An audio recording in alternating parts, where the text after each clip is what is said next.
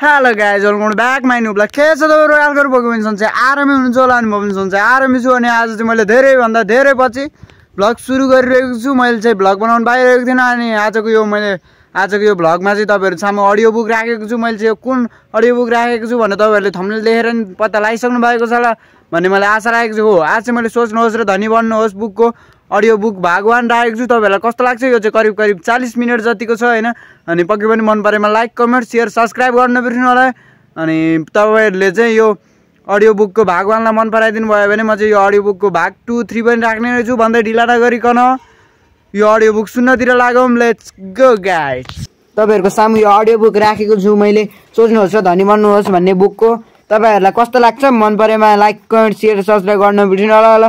साथीहरु जो पनि हुनुहुन्छ साथीहरु बुक मन पराउने बुक लभर हुनुहुन्छ उहाँहरुलाई चाहिँ यो भिडियो शेयर गरिदिनु होला उहाँहरुको माझमा भन्दै मैले चाहिँ ढिला नगरिकन अब सुरु गर्न चाहे है त साथीहरुलाई।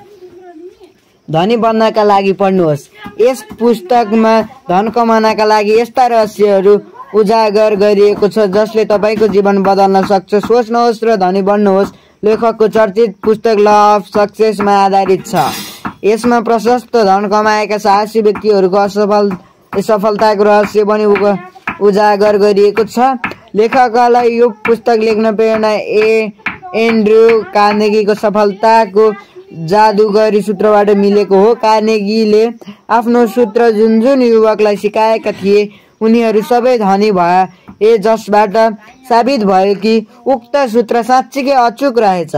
यस पुस्तकले तपाईलाई जादुमय सूत्र सिकाउनेछ।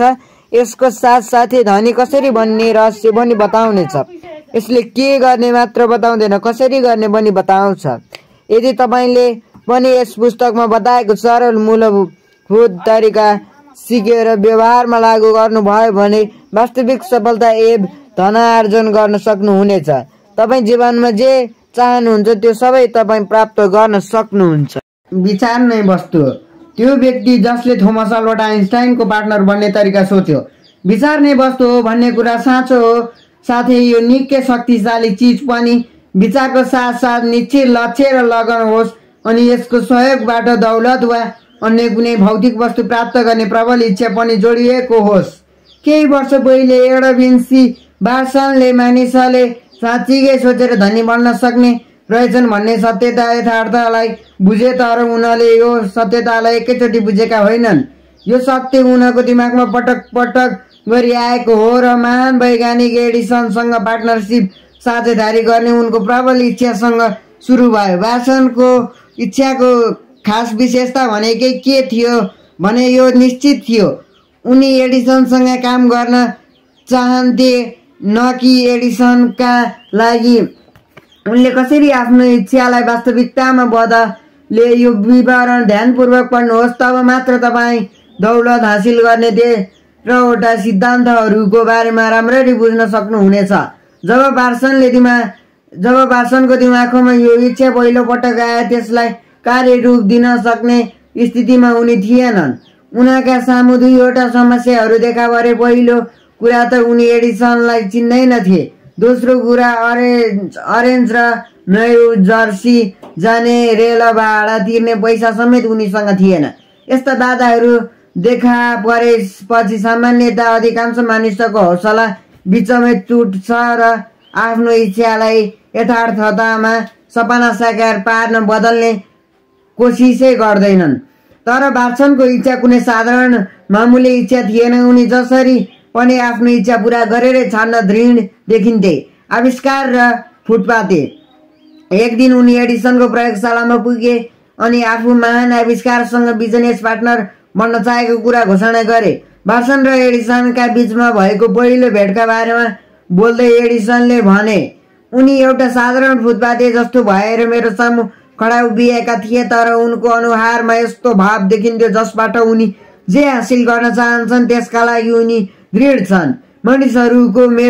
मानिसहरूसँगको मेरो वर्षको संगतले मैले के अनुभव गरेको छु भने जब कुनै व्यक्ति कुनै चीज हासिल गर्ने उत्कण्ठ इच्छा राख्छ र पुरा लगाउनका साथ लाग्छ भने उसको जित वा सफलता निश्चित छ।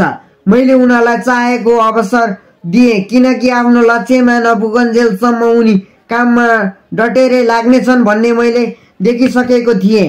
त्यसपछिका घटनाक्रमले पनि साबित गर्यो कि मैले कुनै गल्ती गरेको रहेनछु। त्यस युवकको हुलिया अनुहारबाट एडिसन प्रभावित भएका थिएनन्, किनकि उनको हुलिया एकदमै नराम्रो थियो। उनको सोचले मात्र एडिसन प्रभावित भएका थिए। एडिसनले पहिलो भेटमै बार्सनालाई आफ्नो पार्टनर बनाएनन्, तर उनलाई एडिसनको अफिसमा एकदमै थोरै तलबमा काम गर्ने अवसर दिइयो। महिना बित्दै गयो। बार्सनले आफ्नो दिमागमा बनाएको महान लक्ष्यसम्म पुग्नका लागि कुनै उल्लेख्य घटना भएनन्, तर बार्सनको मस्तिष्कमा महत्त्वपूर्ण परिवर्तन चाहिँ भयो। उनले आफू एक दिन एडिसनको बिजनेस पार्टनर बनेरै छाड्ने जुन महान लक्ष्य लिएका थिए, त्यो इच्छा लगातार रूपमा प्रबल हुँदै गइरहेको थियो। मनोवैज्ञानिकहरूले ठिकै भनेका छन्, जब कुनै मानिस कुनै चिज हासिल गर्न साँच्चीकै तयार छ भने उसले त्यो चिज हासिल गरेर छाड्छ। बार्सन एडिसनको बिजनेस पार्टनर बन्न तयार थिए। अझ त्योभन्दा पनि बढी त उनी आफूले गरेको काममा सङ्घर्षरत रहन दृढ थिए। उनले आफैलाई पनि यो कुरा भनेका थिएनन् भनेर के फाइदा, अझ राम्रो त के हुन्छ भने लक्ष्य बदलेर सेल्सम्यान बिना बनी हेरौँ। तर उनले मनमा नै भने, म त यहाँ एडिसनसँग बिजनेस सुरु गर्नका लागि आएको हुँ, चाहे मेरो सारा जिन्दगी यसमा लगाउन किन नपरोस्। म आफ्नो लक्ष्य हासिल गरेर छाड्नेछु। उनी निकै गम्भीर देखिन्थे। यदि मानिस लक्ष्य निश्चित गरेर एकाग्र वा समर्पित भएर काममा जुट्छ भने उसको भाग्य बदलिन सक्छ। सायद नवयुवा बार्सनालाई त्यति बेला यो कुरा थाहा पनि थिएन होला, तर एकलौटी इच्छा प्राप्त गर्ने उनको मेहनत र दृढ सङ्कल्पले उनी सारा बाधा छिचोल्दै आफ्नो महान लक्ष्य हासिल गर्न सफल भए। अवसरको छदम रूप। जब अवसर आयो त्यो त्यस्तो रूपमा आयो र यस्तो दिशाबाट आयो कि जसको बार्सनले आशा समेत गरेका थिएनन्। अवसर भन्ने कुराले अकसर मानिसहरूसँग यस्तै खालको चालबाजी खेल्दछ। अवसर पछाडिको ढोका झसकेलाबाट चुपचाप भित्र पस्छ र अकसर यो दुर्भाग्य वा अस्थायी पराजयको भेषमा आउने गर्दछ। सायद त्यस्तै भएर धेरै मानिसले अवसरलाई चिन्न सक्दैनन्। एडिसनले एउटा नयाँ अफिस यन्त्र बनाएका थिए। त्यति बेला त्यसलाई एडिसन डिकेटिङ मेसिनको नामले चिनिन्थ्यो। उनका सेल्सम्यान विक्रेताहरू त्यो मेसिनप्रति त्यति उत्साहित थिएनन्। उनीहरूलाई त्यो मेसिन सजिलोसँग बेच्न सकिन्छ भन्ने कुरामा विश्वासै थिएन। तर बार्सनले त्यसमा राम्रो अवसर देखेका थिए। त्यो अवसर उनको जीवनमा बडो गोप्य ढङ्गले आएको थियो। त्यो अनौठो मेसिनप्रति बार्सन र आविष्कारक एडिसन बाहेक अर्को तेस्रो व्यक्तिलाई कुनै चासो थिएन। बार्सनलाई आफूले त्यो एडिसन डिकेटिङ मेसिन बेच्न सक्छु भन्ने आँट थियो। उनले एडिसनसँग सल्लाह गरे अनि तत्काल उनलाई त्यो मेसिन बेच्ने मौका मिल्यो। उनले त्यो मेसिन बेच्न थाले। उनको सफलतालाई देखेर उत्साहित भएका एडिसनले उनलाई पुरै देशभरि मेसिन वितरण गर्ने र मार्केटिङ गर्ने ठेक्का कन्ट्र्याक्ट दिए। त्यस बिजनेस सहयोगबाट बार्सनले प्रशस्त पैसा कमाए। अझ त्यो भन्दा पनि ठुलो काम गरेर देखाए। मानिस सोचेरै धनी बन्न सक्दछन् भनेर उनले साबित गरेर देखाइदिए। बार्सनको मौलिक इच्छामा आर्थिक मूल्यले उनका लागि कति महत्त्व राख्थ्यो त्यो त मलाई थाहा भएन। अर्थात् उनले मेसिन बेचेर कति कमाए त्यो म जान्दिनँ। सायद उनले 20 देखि 30 लाख डलर कमाएका होलान्। तर पैसाभन्दा पनि महत्त्वपूर्ण कुरा त सिद्धान्तको सहयोगबाट मानिसले आफ्नो विचारलाई कसरी भौतिक पुरस्कारमा बदल्न सक्दो रहेछ भन्ने हो। बार्सनाले एडिसनसँग पार्टनरसिप गर्ने कुरा हृदयदेखि नै सोच्दै उनी धनी भए। उनीसँग खाली मनले चाहेको चिज हासिल नहुन्जेल डटिरहने सङ्कल्प दृढता मात्र थियो। सुनदेखि 3 फिट टाढा। आम मानिस असफलताको खास कारण के देखिएको छ भने उनीहरू सानोतिनो हार हुने बित्तिकै मैदान छाडेर भाग्छन्। हरेक व्यक्तिले जीवनमा एक न एक पल्ट यस्तो गल्ती गरेकै हुन्छ। आर यु डार्विन एकजना काका अङ्कल सुनको खोजी अभियानमा निक्ले। उनी सुन खनेर धनी बन्ने सपना बोकेर पश्चिम दिशामा गए। पृथ्वीको गर्भभित्र जति सुन लुकेको हुन्छ त्यो भन्दा बढी सुन मानिसको विचारमा लुकेको हुन्छ भन्ने कुरा उनीलाई थाहा थिएन। उनी त चाबेल कुट्टे कोदालो पिक लिएर निस्के र सुन खनेर निकाल्ने अभियानमा जुटे। केही हप्ताको मेहनतपछि उनले खानीमा सुनको चम्किलो देखे। तर सुनको सहत भेट्टाउन मेसिनको जरुरत पर्यो। चुपचाप उनले सुनको खानीको मुख छोपिदिए अनि मेरील्यान्डको बिलियस्क स्थित आफ्नो घरतिर लागे। उनले आफ्नो नातागोता र साथीभाइसँग सुन खानी फेला पारेको कुरा सुनाए। सबैजना मिलेर मेसिन किन्नका लागि पैसा जुटाए। डार्विन र उनका काका खानीमा काम सुरु गर्न फेरि फर्केर गए। कच्चा धातुको पहिलो खेप समेलटरसम्म पुर्याइयो। त्यहाँ के पत्ता लाग्यो भने उनको त्यो खानी कोलोराडोमा सबभन्दा गतिलो सुनको खानी थियो। कच्चा धातुको केही खेपमै उनको सबै ऋण चुक्ता हुन सक्यो। त्यसपछि त नाफै नाफा। सुन खन्ने मेसिन निकै तल पुगिसकेको थियो। डार्विन र उनका काकाको आकाश छुँदै थियो। तर अकस्मात अनौठ घटना घट्यो। खानीमा सुनको झलक नै गायब भयो। उनीहरू इन्द्रधनुषको अन्तिम सिरामा आइसकेका थिए। तर सुनको पत्र तह अब त्यहाँ देखिन छाड्यो। खन्ने काम जारी थियो। फेरि सुनको झलक देख्न पाइन्छ कि भन्ने आशा उनीहरूमा अझै थियो। तर उनीहरूको सारा मेहनत खेर गयो। अन्ततोमा उनीहरूले मैदान छाड्ने निधो गरे। उनीहरूले एकजना कबाडीलाई कौडीको भाउमा सम्पूर्ण मेसिन बेचिदिने अनि ट्रेनमा चढेर घरतिर लागे। कबाडीले एकजना माइनिङ इन्जिनियरलाई बोलाएर खानीको निरीक्षण गर्न लगाए। इन्जिनियरका अनुसार त्यो प्रोजेक्ट असफल हुनुको खास कारण खानीको मालिकलाई बिचमा फल्ट लाइन आउँछ भन्ने कुरा थाहा नभएर हो। इन्जिनियरको विश्लेषण अनुसार डार्विनले खन्न बन्द गराएको ठाउँदेखि सुन फेला पार्न मात्र 3 फिट तल खन्नुपर्ने थियो। इन्जिनियरको अनुमान सही साबित भयो। कबाडीलाई खानीबाट लाखौं करोडौं डलरको सुन प्राप्त भयो, किनकि उसलाई थाहा थियो कि हार मान्नुभन्दा पहिले विशेषज्ञको सल्लाह लिनु उचित हुन्छ। अरूले हुँदैन भन्दैमा म आफ्नो काम छाड्दिनँ। पछि डार्बीले आफ्नो त्यो नोक्सानको कयौं गुणा भरपाई गरेरै छाडे। इच्छा शक्तिलाई सुनमा परिणत गर्न सकिने रहेछ भन्ने कुरा बुझे उनले। जीवन बिमा बेच्ने बिजनेसमा हात हालेपछि उनलाई त्यो कुरा थाहा भयो। उनलाई सुन भेटाउन 3 फुट मात्रै बाँकी छँदा हार मानेर मैदान छाडेको नमिठो याद आउँथ्यो। डार्बीले त्यस अनुभवबाट पाठ सिके अनि नयाँ बिजनेसमा हात हालेपछि मनमनै भन्थे, मैले सुन फेला पार्न 3 फुट मात्र बाँकी छँदा हार मानेको थिएँ। तर अबदेखि त जीवन बिमा गराउन मानिसहरूलाई सम्झाउँदा उनीहरूले नै भन्दैमा म कोसिस गर्न छाड्दिनँ। डार्विन एउटा यस्तो सफल व्यवसायी बन्न पुगे जसले प्रत्येक वर्ष $1 मिलियन भन्दा बढीको बिमा बेचे। उनले सुन खानीको बिजनेसमा हार मान्ने अनुभवबाट जुटिरहने पाठ सिकेका थिए। कुनै पनि मानिसको जीवनमा सफलता आउनुभन्दा पहिले उनको जीवनमा स्थायी पराजय वा असफलता नआइ छाड्दैन।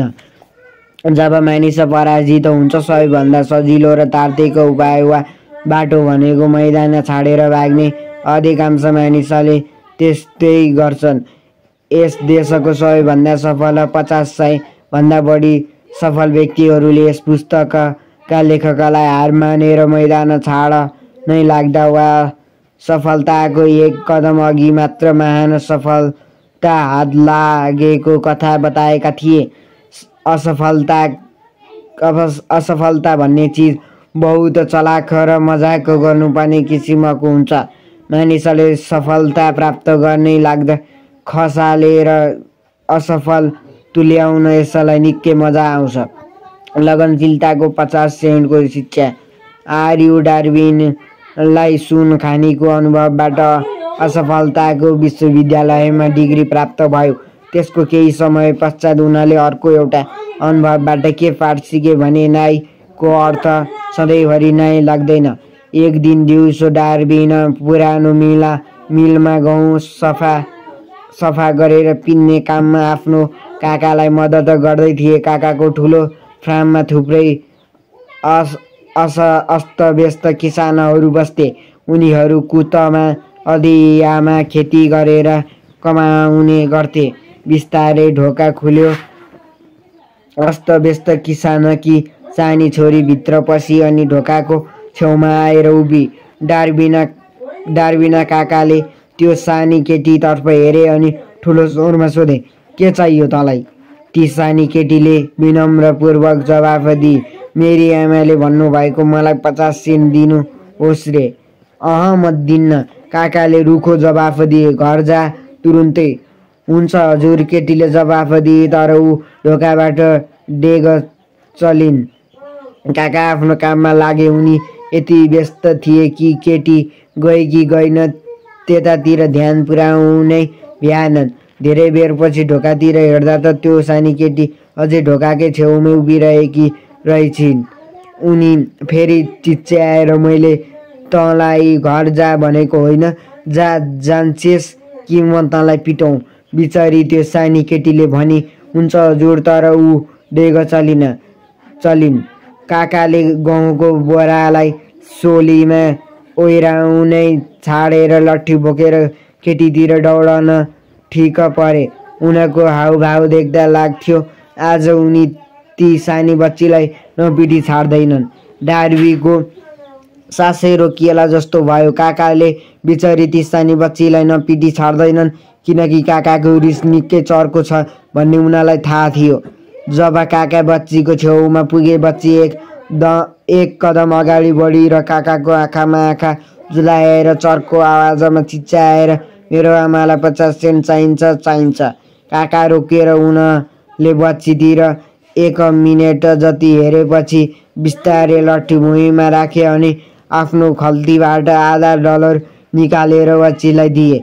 बच्चीले पैसा पाएपछि ढोकाबाट बाहिर निस्कन लाग्दा आफूले पराजित गरेको व्यक्तितिर हेरिरहेकी थिए।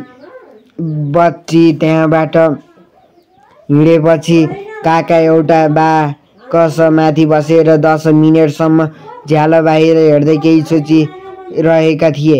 सायद उनी एउटी सानी बच्चीले हराएकी थिइन् भनेर सोच्दै होलान्। डार्विनको मनमा पनि चिन्तन चलिरहेको थियो। उनको यो पहिलो अनुभव थियो जब उनले कुनै अस्तव्यस्त बच्चीले कुनै व्यस्त व्यक्तिलाई तह लगाएको देखेका थिए। उसले त्यस्तो कसरी गर्न सकेकी होलिन्? उनको काकालाई त्यस्तो के भएको थियो? उनको रिस एकाएक शान्त भयो र उनी भेडा जस्तो आज्ञाकारी बन्न पुगे। त्यस बच्चीमा कुन त्यस्तो शक्ति थियो जसले गर्दा उसलाई सफलता मिल्यो? डार्विनको मनमा त्यस्तै खालका थुप्रै प्रश्न उब्जिरहेका थिए। तर उनले ती प्रश्नहरूको चित्त बुझ्दो जवाफ वर्षौंसम्म पाएनन्। एक दिन डार्विनले मलाई यो कथा सुनाएका थिए। अनौठो संयोग त के भयो भने यो असामान्य अनुभव यस पुस्तकका लेखकलाई पुरानो मिलमा सुनाइयो। ठिक त्यही ठाउँमा जहाँ काकाले हराएको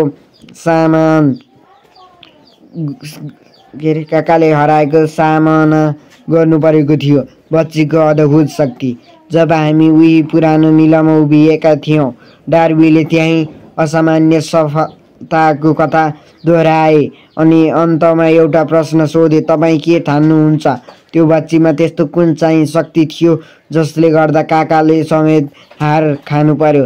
यस प्रश्नको जवाफ हो यही पुस्तकमा दिइएको छ, सिद्धान्तसँग मेल खान्छ। आशा छ जवाफबाट तपाईँ सन्तुष्ट हुनुहुनेछ। यस पुस्तकमा त्यस सम्बन्धी सम्पूर्ण जानकारी र निर्देशन दिइएको छ, जसको मद्दतबाट जोसुकैले पनि त्यो अद्भुत शक्ति प्रयोग गर्न सक्नेछ, जसको प्रयोग त्यो सानी बच्चीले संयोगवश गरेकी थिए। तपाईँको दिमागलाई सचेत राख्नुहोस्, कुन अद्भुत शक्तिले त्यस बच्चीलाई मद्दत गर्यो तपाईँले थाहा पाउनुहुनेछ।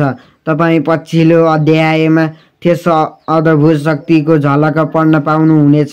यस पुस्तकमा कहीँ कतै तपाईँले यस्तो एउटा विचार फेला पार्नुहुनेछ जसबाट तपाईँको ग्रहणशील शक्तिलाई धारिलो हुनेछ र तपाईँ पनि आफ्नो लाभका लागि त्यस अचूक शक्तिको उपयोग गर्न सक्नुहुनेछ। तपाईँलाई त्यस्तो शक्तिको अनुभव पहिलो अध्यायमै हुन सक्छ, या फेरि अन्य कुनै अध्यायमा तपाईँको दिमागमा झुल्किनेछ। यो एउटा कुनै सिङ्गो विचारका रूपमा आउने छ, या अन्य कुनै योजना वा कुनै लक्ष्यका रूपमा आउन सक्नेछ।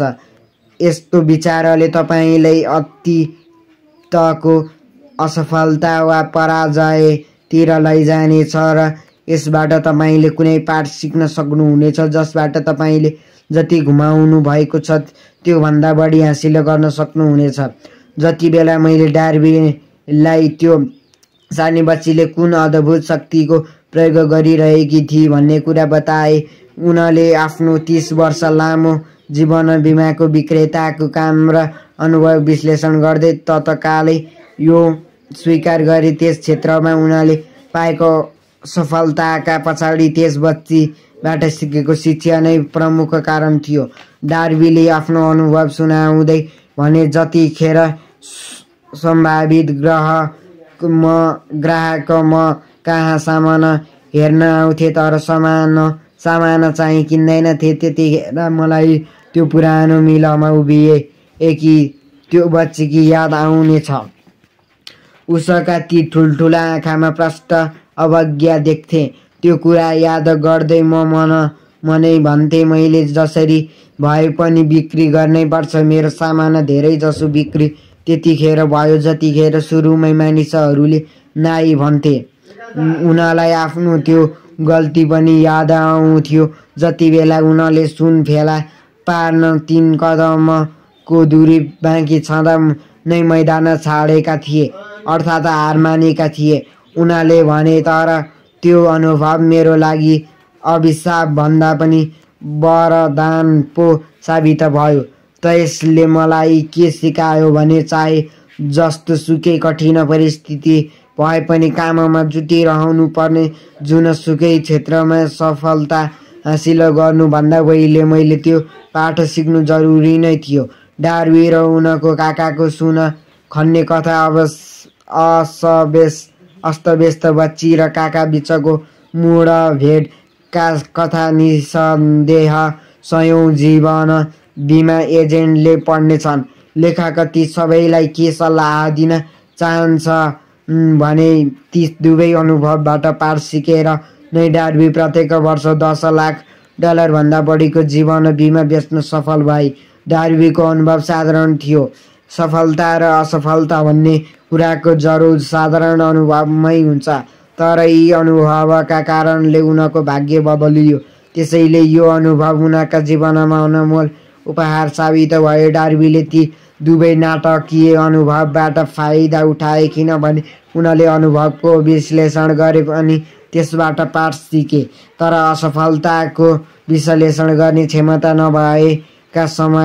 नभएका र अझ इच्छा पनि नभएको व्यक्तिले के गर्ने त? यस्ता व्यक्तिलाई कहाँबाट ज्ञान प्राप्त होला जसले उसलाई सफलताको बाटोमा डराओस्? त्यस्ता व्यक्तिले कहाँ र कसरी हारलाई अवसरको सिँढीमा बदल्ने कला सिक्न सक्लान्? यिनै सवालको जवाफ दिने उद्देश्यले यो पुस्तक लेखिएको हो।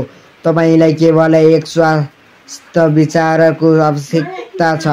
जवाफमा 13वटा सिद्धान्तको वर्णन गरिएको छ, तर पढ्दै जाँदा तपाईँ के कुराको याद गर्नुहोस् भने जुन सवालको जवाफ तपाईँ खोजिरहनु भएको छ त्यो तपाईँको आफ्नै दिमागमा पनि कुनै विचार, योजना वा लक्ष्य फुत्त निस्किन सक्छ।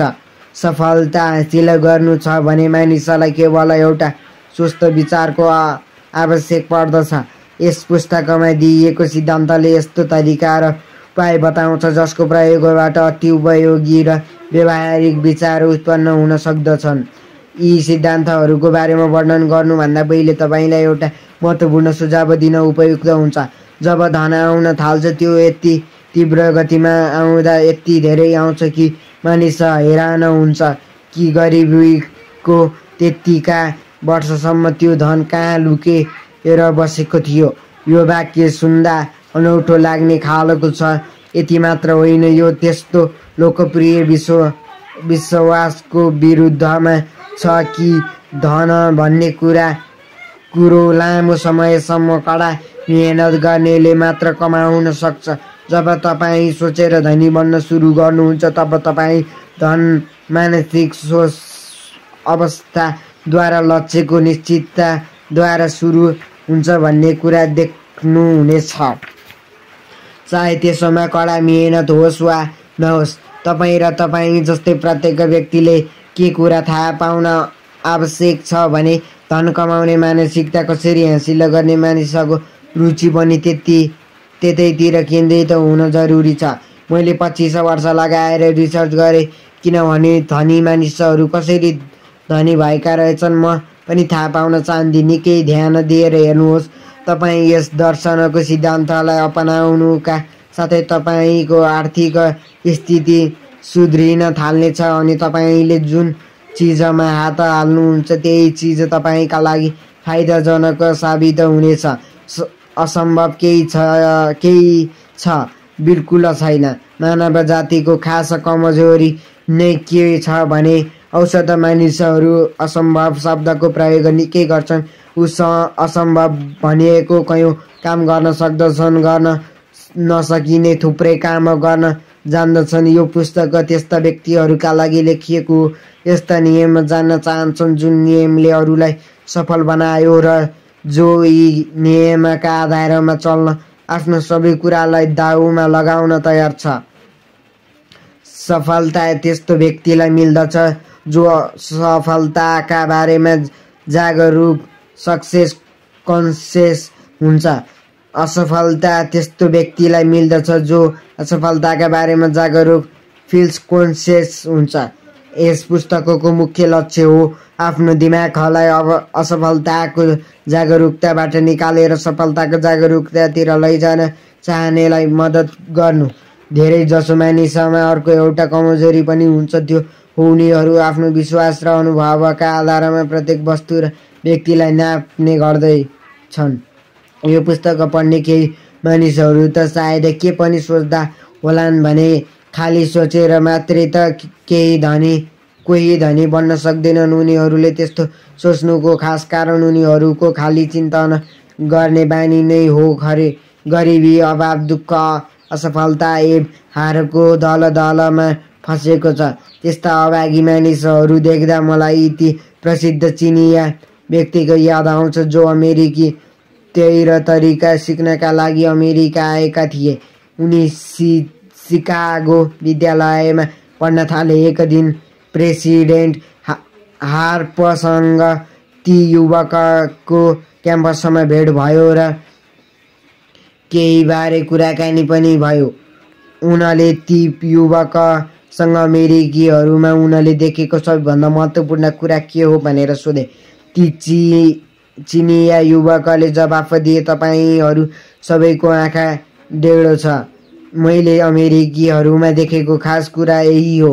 हामीले चिनियाहरूको बारेमा के सोच्ने? हामी आफूले नबुझेको कुरा विश्वास गर्दैनौँ। हामी मूर्खतावश के विश्वास गर्छौँ भने हाम्रा आफ्ना सीमा नै सही सीमाको मापन हो। निश्चय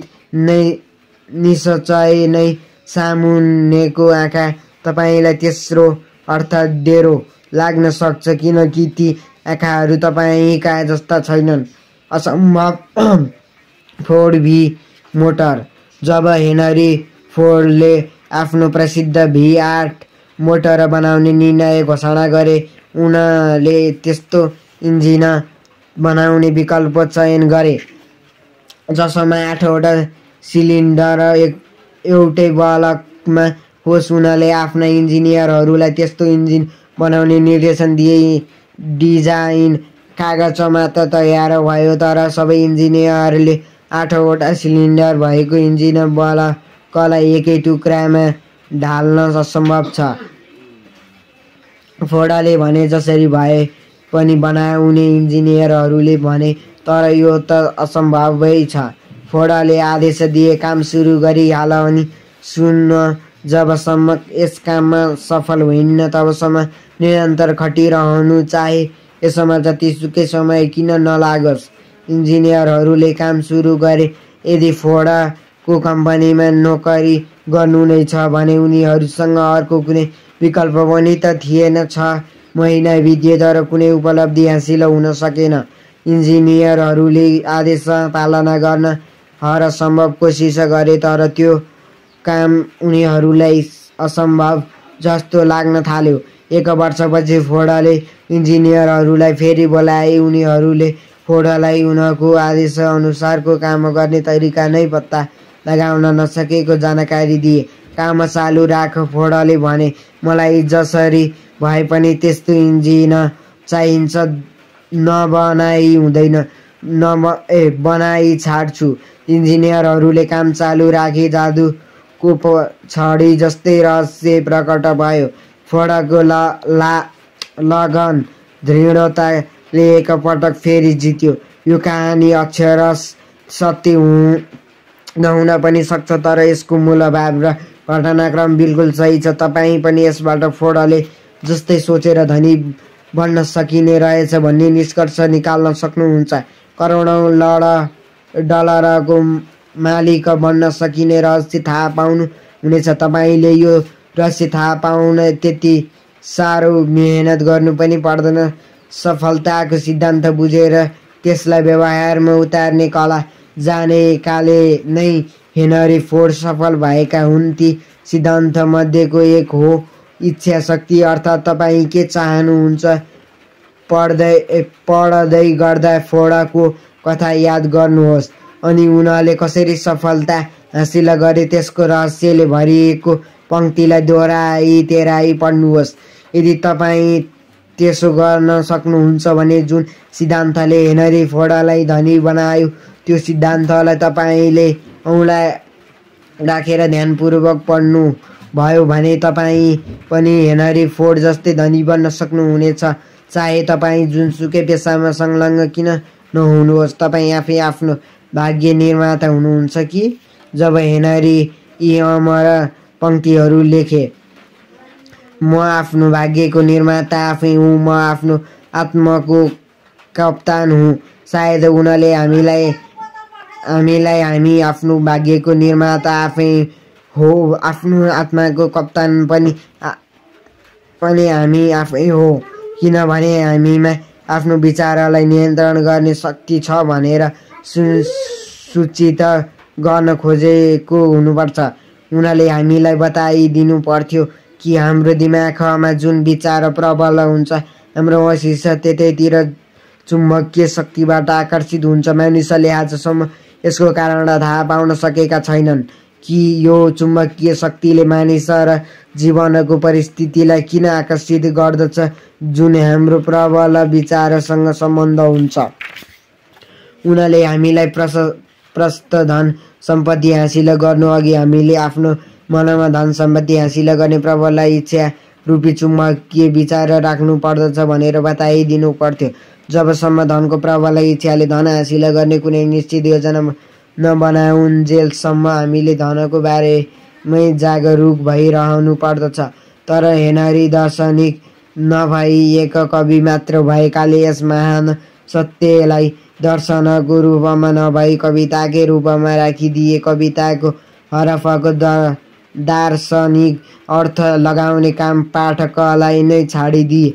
बिस्तारै बिस्तारै यस महान सत्यलाई हामी बुझ्न सक्नेछौँ जुन यस पुस्तकमा बताइएको सिद्धान्तसँग स्पष्ट रूपमा मेल खान्छ, जसको सहायताबाट तपाईँ आफ्नो भविष्यलाई नियन्त्रित गर्न सक्नुहुनेछ। तपाईँको भाग्य बदल्ने सिद्धान्त। अब हामी यी सिद्धान्तमध्ये पहिलो सिद्धान्त परीक्षण गर्न तयार छौँ। आफ्नो दिमागलाई खुल्ला राख्नुहोस् अनि थाहा पाउनु हुनेछ त्यो कुनै एकजना मानिसको खोज होइन। यो सिद्धान्तलाई थुप्रै मानिसले प्रयोग गरिसके। तपाईँ पनि आफ्नो फाइदाको लागि यसलाई उपयोग गर्न सक्नुहुन्छ। तपाईँ यसको उपयोग सजिलैसँग गर्न सक्नुहुनेछ, गाह्रो छैन। लगभग 15 वर्ष अघि मैले पश्चिम भर्जिनियाको सालेम कलेजमा भाषण गरेको थिएँ।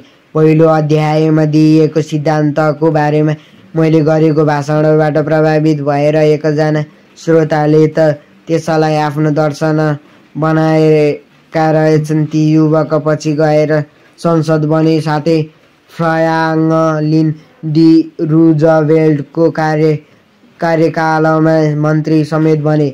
उनले मलाई चिठी मार्फत पछिल्लो अध्यायमा कुन सिद्धान्तको बारेमा बोल्दै हुनुहुन्छ भनेर सोधेका थिए। त्यसै कारण यहाँ म उनको उक्त चिठीलाई प्रकाशित गर्दैछु ताकि यसले पछिल्लो अध्यायको भूमिकाको काम गरोस्। यो चिठीले तपाईँलाई पछि आउने पुरस्कारको एक झलक दिनेछ।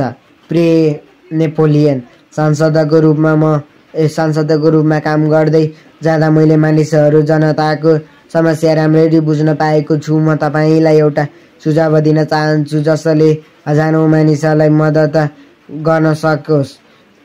सन् 1922 मा तपाईँले सालेम कलेजमा एउटा भाषण गर्नुभएको थियो। त्यतिखेर म त्यही कलेजमा पढ्दै थिएँ। भाषणमा तपाईँले मेरो मनमा एउटा यस्तो विचारको वृक्षारोपण गरिदिनु भयो जसले गर्दा म आज यो हदसम्म सफल भएको छु। यति धेरै मानिसको सेवा गर्ने अवसर पाएको छु अनि भविष्यमा अझै सफलता पाउने आशा राखेको छु। मलाई अझै याद छ जस्तो तपाईँले हिजै मात्र यो कुरा भन्नुभएको हो। तपाईँले आफ्नो भाषणमा हेनरी फोर्डको उदाहरण दिनुभएको थियो, जोसँग त्यति धेरै शिक्षा पनि थिएन, $1 पैसा पनि थिएन, जसको केही प्रभावशाली मित्र पनि थिएनन्। त्यति हुँदाहुँदै पनि उनले सफलताको सिँढी चढेरै छाडे। मैले त्यति बेला अठोट गरिसकेको थिएँ। तपाईँ भाषण सकिनु अघि नै मैले चाहे जस्तो सुकै कठिनाई बेहोर्नु किन नपरोस्, ती सबै कठिनाई पार गर्दै सफलता हासिल गरेरै छाड्नेछु भन्ने अठोट लिइसकेको थिएँ। आगामी केही वर्षभित्र कलेजको पढाइ सकेर निस्किँदैछन्। उनीहरू सबैलाई व्यावहारिक प्रोत्साहनको सन्देश दिनु आवश्यक छ। जुन सन्देश मैले तपाईँबाट पाएको थिएँ, उनीहरूलाई पनि मलाई जस्तै पढाइ पुरा गरेपछि कता जाने, के गर्ने, ताकि जीवनमा सफल हुन सकियोस् भन्ने चाहना होला। तपाईँ उनीहरूलाई बाटो देखाउन सक्नुहुन्छ किनभने तपाईँले यति धेरै मानिसको समस्या सुल्झाउन मद्दत गर्नुभएको छ। आज अमेरिकामा यस्ता हजारौँ मानिसहरू छन् जो विचारलाई कसरी समर्पितमा बदल्न सकिन्छ भनेर जान्न उत्सुक छन्। गरिबको दलदलबाट बाहिर निक्लेर धन सम्पत्ति सुख भोगन आतुर छन्। उनीहरूलाई मद्दत गर्न सक्ने यदि कोही छ भने त्यो व्यक्ति तपाईँ नै हुनुहुन्छ। यदि तपाईँले पुस्तक प्रकाशित गर्नुभयो भने त्यसको पहिलो प्रति खरिद गर्ने व्यक्ति म नै हुनेछु, जसमा तपाईँको अटोग्राफ होस्। शुभकामनासहित तपाईँको जेनेरिङ रानडल्फ। उक्त भाषणले 35 वर्षपछि मैले फेरि एकपटक 1957 मा कलेज भाषण दिएँ। मलाई सालेम कलेजबाट डी लिटको मानार्थ उपाधि दिइयो। सन् 1922 देखि आजसम्म मैले जेनेरिङ रान्डलफलाई लगातार अगाडि बढिरहेको देखेको छु। देशको प्रमुख एयरलाइन्सको कार्यकारी प्रमुख अमेरिकी सिनेटर र महान प्रेरणादायी वक्ता मानिसको मस्तिष्कले जे सोच्न सक्दछ र जुन कुरा यकिन गर्न सक्दछ त्यो कुरा उसले प्राप्त पनि गर्न सक्दछ।